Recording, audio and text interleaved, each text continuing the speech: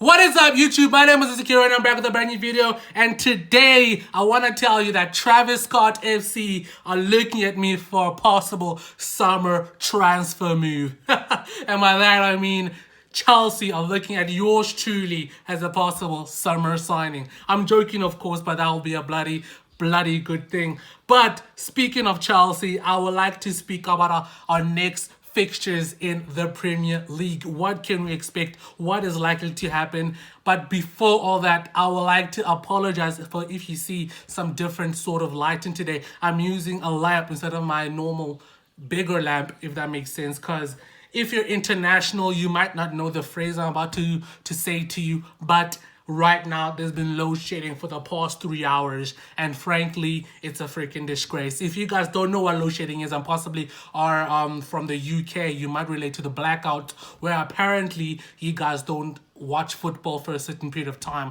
Well, here we don't have electricity for a certain period of time. It's an undefined certain period of time because they say 2 hours, but now it's gone to 3 and looks like 4. But anyway, we still keep it moving. We still keep grinding no matter what. And yeah, besides all that, the lights may be on. The lights may be off here where I live, but the lights are certainly on for Chelsea's future tomorrow when we face Newcastle, next week when we face Brighton, and the week after that when we face Manchester United. And frankly, injuries coming back are going to be an absolute boost. And one member of the Travis Scott FC, Christopher Nkunku, frankly our best player on paper, not on the field, of course, because he's barely been on the field. And I didn't watch preseason, but even I know the reputation that he has in France internationally and in the Bundesliga, winning the Golden Boot or that cannon. Frankly, hopefully that doesn't refer to Arsenal that he won there. But regardless of that, on paper, I think any Chelsea fan will say Christopher Nkunku is our best player on paper.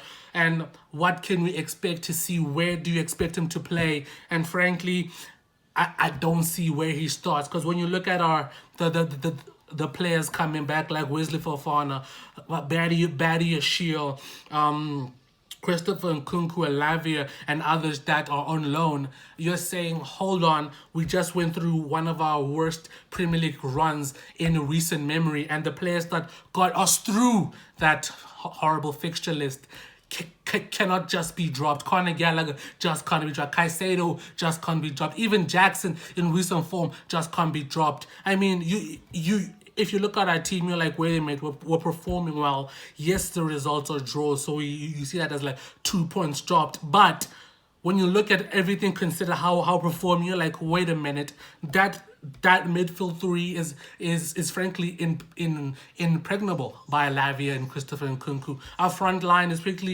basically impregnable, aside slightly from Nicholas Jackson, but Christopher Nkunku isn't a number 9 unless we want to play a false 9. I will get into my reasons why I don't think that's a good idea. But if you look at Sterling, Cole Palmer, you're like, whoa.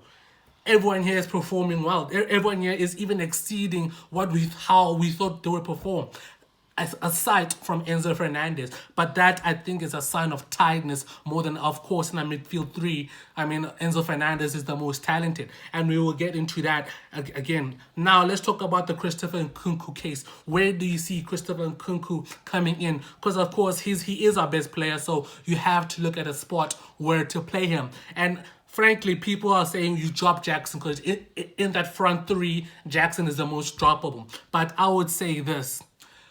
The only 2 teams that have made a false nine formation work are Liverpool and Manchester City, and for 2 very different reasons. Let's talk about the Liverpool case. Mane, Firmino, and Salah. Firmino wasn't an out-and-out striker. He was basically a cam centre forward, a bomb forward and press. But how did that front line make it work? How did that front line become a success? It became a success because of individualism and brilliance, and frankly, a great pressing team. But most of the goals came from the wingers. Mo Salah is one of the best wingers in recent Premier League history, let me say. And Mane was absolutely phenomenal. And frankly, you would say he's one of the great Premier League wingers in recent memory. But majority of the goals came from the wings. I don't see Sterling getting 20 goals or even 30 goals and assists in a season. I don't see Cole Palmer doing that just yet. But the thing is, Jackson. But wait, what was I gonna say? But Firmino, yeah, let's go. Firmino was the presser, was the linker between the two. He was the one initiating the press, and of course, when you press a back line, the two center defenders, they go wide, and maybe those interception, and frankly the midfield will also press as well. But Firmino's main thing was to press and to link up play. I think most goals he got in the season was about 15 or so, and I think that's around the numbers we would expect from Nkunku. But the system that Liverpool used, we can't use at Chelsea, because you can't expect our wingers to bag in 20 or 30 goals and assists a season just yet. And let's look at the Man City case. Man City used a false nine after Aguero departure, but Man City had goals coming from basically all over the pitch. They came from partly Bernardo Silva, Phil Foden, Kevin De Bruyne, Gabriel Jesus will pop in for a few things. But the thing is, Man City were a team that would get goals. There wasn't a solid individual after Aguero left that would get individual. And if you look at Chelsea and compare, can we replicate that system? I think we can, but not as effectively as they did, for obvious reasons. Quality of player and what type of players we use. I mean, look at Chelsea and think about how Man City will use. I don't know. I don't know how I'm gonna articulate this, but imagine Chelsea playing with Christian Nkunku as a false nine, but trying to replicate the Man City system. How well would that work? And I don't think very well, because if you look. Because again, they had Kevin De Bruyne, a frankly world-class player, and I don't think we have any world-class players in the Chelsea system apart from Christopher Nkunku, in my opinion. And frankly, that's the truth. I think he is a world-class player, but we can't replicate the Liverpool system, and we can't replicate the Man City system to the effectiveness that they had at the respective clubs. So I don't think the false nine is a good option for Chelsea at the point in time. Of course, there are doubts on Nicholas Jackson, but I think in the next 3 games he will have good games, because I don't think any of the teams are gonna play low blocks, but I can't imagine them doing that. But I do think the teams are gonna be facing Newcastle, Brighton, and Manchester United have some pride in their play. So what is the plan for Christopher Nkunku? And frankly, I don't know. But if Tarbolu was saying right here or right now, standing right there, frankly, I'll say, wait a minute, how do you know who I am and what are you doing in my door frame? But besides that, if he was saying, okay, no matter what you do, put Christopher Nkunku in the team. The first name on the 11 sheet or whatever it's called is Christopher Nkunku, where you're placing him. And unfortunately, I'll put him in that midfield 3, which I just said was impregnable. But how and where do I place him? I place him in the Conor Gallagher role. Again, some of you might say you can't drop Conor Gallagher. He is our best performer in the midfield. I don't say exactly I'm not dropping Conor Gallagher. I'm dropping the person who looks fatigued. I'm dropping the most quality, the most talented player in that midfield 3. I'm dropping Enzo Fernandez. That's harsh, but frankly, that's a decision you have to make if you're Pochettino. I don't envy his job, because what a bunch of decisions he has to make, with Romeo Lavia coming back, with Wesley Fofana coming back, and with Christopher Nkunku coming back. So it is a tough decision, and frankly, it has to be made. Christopher Nkunku, when he's fully fit, I think he has to be one of the first names on the team sheet. That's team sheet, that's the name. That's the word I was looking for. So Enzo Fernandez unfortunately is dropped, but now it puts in the question, or you put him on the wing and put Cole Palmer in the midfield. But frankly, I don't think Conor Gallagher is getting dropped. I don't think that's possible. I don't think Conor Gallagher is our best performing midfielder, so you can't drop him. And I'm pretty sure some of you guys would agree. So that's how I would fit in Christopher Nkunku. Lavia, I mean, to be honest, I don't know much about Lavia. I do know people rate him, and of course we took him off of Liverpool. So obviously, I think he's good enough to be in a Liverpool midfield, but that's not saying much, because Liverpool midfield has been absolutely disintegrated by Jurgen Klopp and revitalized under Jurgen Klopp. So I do think Romo Lavia, from what I've heard, the reputation he's had at Southampton, is an absolutely phenomenal player. Absolutely phenomenal player by what I'm hearing. I don't know yet because I'm still here to judge him up myself and see how he plays and where we can play him. But Rama Lavia, I think, is a bench player. I think he was always a bench player, depending on the price tag we spent on Enzo Fernandez and Enzo Fernandez and Moses Caicedo. So he was always a bench player to me.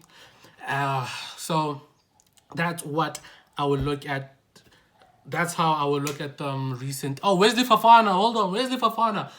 Would you put Wesley Fofana in the starting lineup with Axel Disasi being reliable, not actually setting the world on fire? Thiago Silva, of course, is a great veteran. I mean, Thiago Silva is an absolute monster, isn't he? An absolute monster. 40 years old. I mean, playing at the level he's playing, how he's playing as well. I mean, what an absolute beast of a player he is. What an absolute gargantuan of a player. Jeez, man. Thiago Silva. Jeez, man. Jeez. What a player. What a player, man. Because I'm thinking now, like, being a defender in the Premier League demands so much of you physically, mentally, but he's doing it so elegantly. Man, like, Jesus Louise, man, Thiago Silva is an absolutely beast of a player, isn't he? Absolute beast of a player. So I don't think you drop him this season. I think whenever he's fit, you play him, because I did hear rumors that he will be retiring at the end of the season. So Wesley Fofana, I mean, I feel like I'll put him in the same category of Badia Shield. I mean, I think you need an injury there. I think you might drop Axel Disasi in midweek and then play Wesley Fofana and see how it goes on. But Badia Shield played phenomenally. But I'm saying this, after these 3 games, then you can look at making some rotation. I mean, after the Manchester United game, I think if we perform well, I mean, oh, damn, I got hiccups. I know, because I was speaking blasphemy. You know, I was speaking blasphemy if it's when. It's not if, it's when. When we perform well in all the 3 upcoming games, you can't drop any of those players. I mean, you basically can't drop. If I'm Pochettino, managing injury-ridden Chelsea team, and then having the run of fixtures that we had, and we perform well, I'm saying, wait a minute, this starting lineup can take on the world. It can take on the world because it shocked the world. It shocked the world because nobody would have expected us to even get 3 points. But we've gotten 4. 5. Gotten 5, and that will increase to freaking 15. That's the basic. I think that's bad math. I think that's terrible math. It's 11. 9 plus 5, it's 11. 9 plus 5 is 14. Sheesh. That even annoys me, man. But when we perform so well, you can't drop anyone in that certain lineup. You can't. I don't envy his job, but Christopher Nkunku has to come in there. So I'm looking at Enzo Fernandez. I'm saying, whoa, buddy, your position is in danger. Buddy, basically, when you rest, you are basically putting your position in jeopardy.